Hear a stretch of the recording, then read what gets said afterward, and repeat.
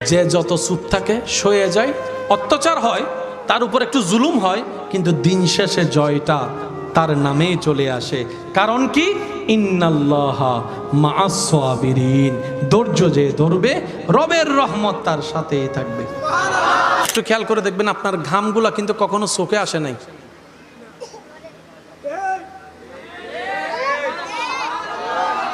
এবার আপনার ব্রুটা দেখেন, সোজা নয়, এই এরকম নাসির মতো। ব্রোটা কখনো সোজা হয় না, এরকম। আল্লাহ কেন কয়? ব্রুর মধ্যে যদি চোখের মধ্যে গাম ঢুকে যায়, গামের মধ্যে লবণাক্ত আছে, লবণ আসলে চোখ নষ্ট হয়ে যাবে, চোখ নষ্ট হয়ে যাবে, জ্বালা বেড়ে যাবে।